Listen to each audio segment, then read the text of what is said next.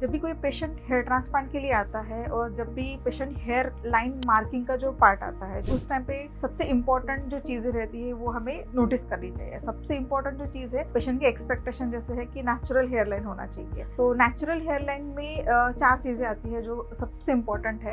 उसमें फर्स्ट आता है आपका हेयर लाइन का एक्सटेंड। तो कौन से हाइट पे आपका हेयर लाइन होना चाहिए, तो उसमें फेस का जो शेप रहता है या फिर आपके जो फेस के प्रपोर्शंस है उनको मेंटेन करके हेयरलाइन का एक्सटेंट रखना चाहिए। सेकंड है कि हेयरलाइन का जो भी शेप है वो यूजुअली जो हेयर ट्रांसप्लांट के बाद हम मैच्योर लुक देने के लिए एक एम पैटर्न रखते हैं। तो उस केस में जैसे भी आपके एंगल्स है वो डीप चले जाते हैं। एंड सेकंड, अगर जरूरत है तो टेम्पल्स क्रिएट किए जाते हैं। थर्ड पॉइंट आता है आपका हेयरलाइन का डेंसिटी। तो यूजुअली जो यंग पॉपुलेशन है वो उनका प्रायोरिटी यही रहता है कि हेयरलाइन का डेंसिटी जो है वो अच्छा होना चाहिए। एंड सबसे लास्ट जो पार्ट है जो सबसे इम्पोर्टेंट है वो आपका ग्राफ का प्लेसमेंट। मतलब आप कौन से डायरेक्शन में ग्राफ प्लेस करें वो सबसे ज़्यादा इम्पॉर्टेंट है। क्योंकि अगर आप डेंसिटी भी ज़्यादा दे रहे हो लेकिन अगर ग्राफ प्लेसमेंट आपका काफ़ी स्किन के परपेंडिकुलर लेवल पे है तो उस केस में आपका डेंसिटी ऑब्वियसली कम ही दिखेगा।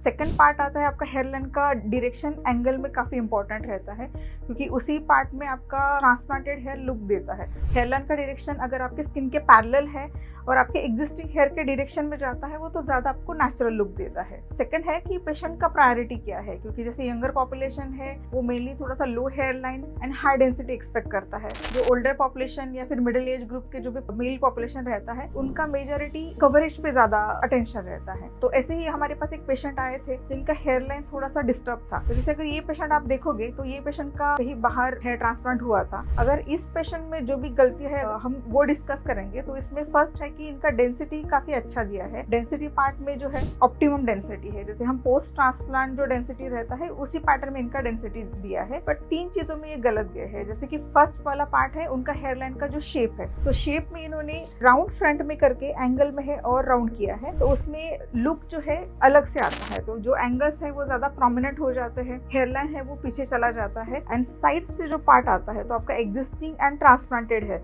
उनके बीच में जो गैप है वो ज्यादा विजिबल लगने लगता है। सेकंड, इसमें मिस्टेक ये हुआ है हेयर का जो भी प्लेसमेंट है उसका डायरेक्शन, हेयर प्लेसमेंट में जो डायरेक्शन है उनका काफी परपेंडिकुलर में आया है। वही अगर वो फ्लैट या फिर थोड़ा सा कम एंगल में प्लेस किए रहते तो उस केस में उनका डेंसिटी काफी सेम, इसमें डेंसिटी काफी अच्छे से अप्रिशिएट होता।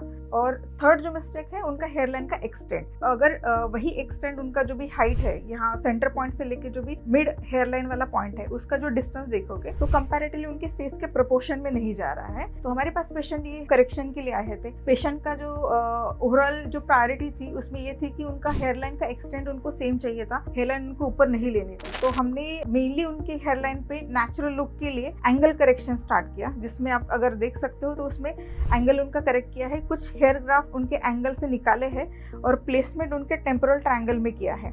जब भी प्लेसमेंट किया है तो उस टाइम पे ये चीज़ हमने ध्यान में रखी है कि हेयर ग्राफ प्लेसमेंट वाला जो पार्ट है वो ज़्यादा इंपॉर्टेंट था क्योंकि उनका हेयरलाइन एंगल करेक्शन में उनका हेयर स्टाइल डिस्टर्ब नहीं होना चाहिए था।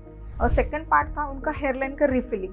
तो centre and front hairline portion में कुछ ग्राफ प्लेस करके उनका डेंसिटी इंप्रूव करने के लिए हमने टारगेट किया था। अगर ये 4 पॉइंट हम देखेंगे तो इसमें यही क्लियर होता है कि जब भी अगर आप हेयर ट्रांसप्लांट के लिए प्लान कर रहे हो तो सबसे आपकी इंपॉर्टेंट जो चीज़ है वो आपका हेयर लाइन मार्किंग है। तो अगर आप हेयर ट्रांसप्लांट प्लान कर रहे हो तो उस केस में आपके डॉक्टर के साथ पहले आप कंसल्ट कीजिए, आपके जो भी एक्सपेक्टेशंस है डॉक्टर को एक्सप्लेन कीजिए, साथ ही साथ डॉक्टर से जो भी एडवाइस रहेंगे वो कस्टमाइज करके आपका हेयर लाइन जो है वो प्रॉपरली मार्क कीजिए। ऐसी हेयर लाइन रिलेटेड या फिर हेयर ट्रांसप्लांट रिलेटेड अगर आपको कुछ क्वेरीज है तो आप हमारे दिए गए नंबर पर कॉन्टैक्ट कर सकते हो या फिर कमेंट बॉक्स में कमेंट कर सकते हो। Thank you.